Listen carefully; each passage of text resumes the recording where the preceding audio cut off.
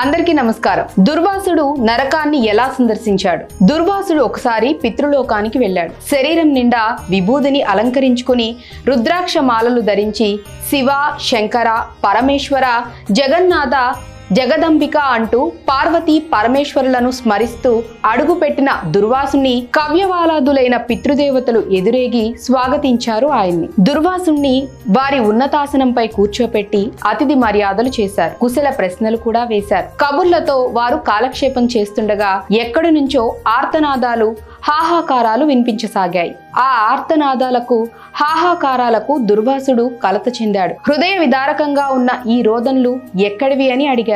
మునీశ్వర, ఇక్కడికి సమీపంలోనే యమలోకం ఉంది. అక్కడ పాపాలను శిక్షించటానికి యమధర్మరాజు ఉన్నాడు. అతడి ఆధీనంలో వేలాదిగా యమదూతలు ఉన్నారు. యమలోకంలో 86 నరక కూపాలు ఉన్నాయి. వాటిలో భయంకరమైనది కుంభీపాక కూపం. మహాపాపాలను తెచ్చి అందులో పడివేసి వారిని యమదూతలు ఘోరంగా శిక్షిస్తూ ఉంటారు. వారి శిక్షల యాతనలు వర్ణించటం అసాధ్యం. శిక్షలు అనుభవిస్తున్న పాపుల ఆర్తనాదాలు, రోదనలు ఇక్కడి వరకు వినిపిస్తూ ఉంటాయి. దైవనింద, గురునింద, పరపీడన, నారీపీడన, మాతృపితృనింద, మిత్రద్రోహం, స్వామి ద్రోహం వంటి మహాపాపాలు చేసి వచ్చిన వారికి శిక్షలు అత్యంత దారుణంగా ఉంటాయి.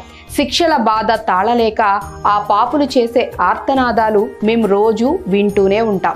వారి ఆర్తనాదాలు వింటే చాలు ఎవరికైనా వైరాగ్యం పుడుతుంది అని చెప్పారు. నరకం నుంచి వినిపించే పాపుల ఆర్తనాదాలు వింటూ దుర్వాసుడు పితృలోకంలో ఉండలేకపోయాడు. చటుక్కున లేచి వడివడిగా అడుగులు వేస్తూ నరకం వైపు బయలుదేరాడు. కొద్దిసేపటికే అతడు నరకానికి చేరుకున్నాడు. పెద్ద పెట్టున ఆర్తనాదాలు వినిపిస్తున్న కుంభీపాక కూపం వద్దకు వెళ్ళాడు. గట్టున నిలబడి లోనికి చూశాడు. అప్పటి వరకు కుంభీపాక కూపంలో ఉన్న పాపులు ఉల్లాసంగా, ఉత్సాహంగా కేరింతలు కొడుతూ ఆనందహేళి విలాసాలు సాగిస్తూ కనిపించారు.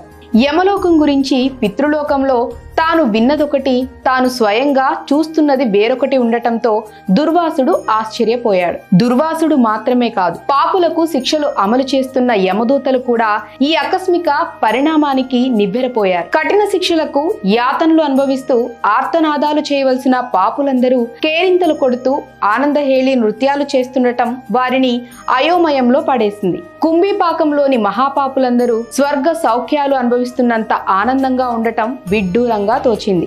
ఎంతగా తరచి చూసినా ఈ పరిస్థితికి కారణమేమిటో కనిపించలేదు. ఇదేదో మాయలా ఉందని తలచి యమదూతలు హుటాహుట్న యమధర్మరాజు వద్దకు వెళ్లారు. స్వామి, కుంభీపాకంలోని మహాపాపులందరూ స్వర్గ సౌఖ్యాలు అనుభవిస్తున్నంత ఆనందంగా ఉన్నారు. కొద్ది నిమిషాల కిందట వరకు హాహాకారాలు చేసిన వారే ఇప్పుడు ఉల్లాసంగా కేరింతలు కొడుతున్నారు. దీనికి కారణమేమిటో మాకు ఏమాత్రం అంతు చిక్కటం లేదు. మీరే ఒకసారి స్వయంగా వచ్చి పరిశీలించండి అని చెప్పారు. యమదూతల మాటలకు యమధర్మరాజు ఉలిక్కిపడ్డాడు. కుంభీపాకంలో ఏం జరుగుతోందో చూడటానికి వెంటనే మహిష వాహనాన్ని అధిరోహించాడు. ఎందుకైనా మంచిది అని ఇంద్రుడు సహా ఇతర దిక్పాలకులను, బ్రహ్మ, విష్ణువులకు కూడా కబురు పెట్టాడు.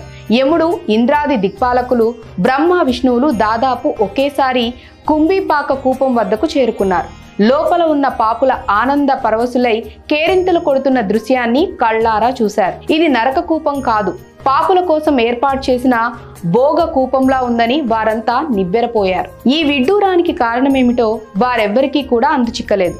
బ్రహ్మ, విష్ణువులు, ఇంద్ర, యమధర్మరాజులతో తర్జన భర్జనలు జరిపారు.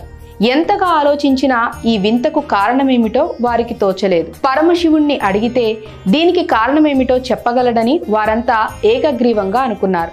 దిక్పాలకులు ఇంద్రుడిని, యముడిని వెంట పెట్టుకుని బ్రహ్మ, విష్ణువులు నేరుగా కైలాసానికి వెళ్లారు. వారంతా శివుడికి నమస్కరించారు. యమలోకపు వింతను వివరించారు. మహేశ్వర, ఎంతగా ఆలోచించినా ఈ వింతకు కారణమేమిటో మాకు తోచట్లేదు. నువ్వు సర్వజ్ఞుడివి, దీనికి కారణమేమిటో నువ్వే చెప్పగలవు అని విష్ణువు అన్నాడు. అప్పుడు శివుడు, ఇందులో వింత లేదు, విడ్డూరము లేదు, ఇదంతా విభూతి మహిమ. కుంభీపాకం వద్దకు దుర్వాసుడు వచ్చాడు కదా, నా భక్తుడైన దుర్వాసుడు విభూతిని ధరించాడు. కుంభీపాకం వద్ద అతడు నిలిచి తల వంచి లోనికి చూశాడు. అప్పుడు అతని నుంచి విభూది రేణువులు రాలి ఆ పాపుల మీద పడ్డాయి. అవి పడిన వెంటనే పాపుల యాతనలు మటుమాయమైపోయాయి. కుంభీపాక కూపం స్వర్గతుల్యంగా మారింది. ఇకపై అది పితృలోకవాసులకు పవిత్ర తీర్థమవుతుంది. అందులో స్నానమాచరిస్తే పితృదేవతలు సుఖపడతారు. అక్కడ ఆలయం నిర్మించి మా దంపతులను ప్రతిష్ఠించండి. ప్రీతీశ్వరులుగా అందులో కొలువు తీరతా. పితృలోకవాసుల పూజలు అందుకుంటా. ముల్లోకాల్లో ఉన్న అన్ని తీర్థాల్లోకెల్లా ఇదే పవిత్ర తీర్థం అవుతుంది అని ప్రకటించాడు శంకరుడు. దేవతలందరూ శివుడి వద్ద సెలవు పుచ్చుకొని బయలుదేరారు. పరమశివుడు చెప్పినట్లుగా కుంభిపాకం వద్ద తీర్థాన్ని, ఆలయాన్ని నిర్మించారు. అప్పటి వరకు కుంభిపాకంలో ఉన్నవారంతా దివ్య విమానాల్లో కైలాసానికి చేరుకున్నారు. సర్వం శ్రీకృష్ణార్పణమస్తు. స్వస్తి.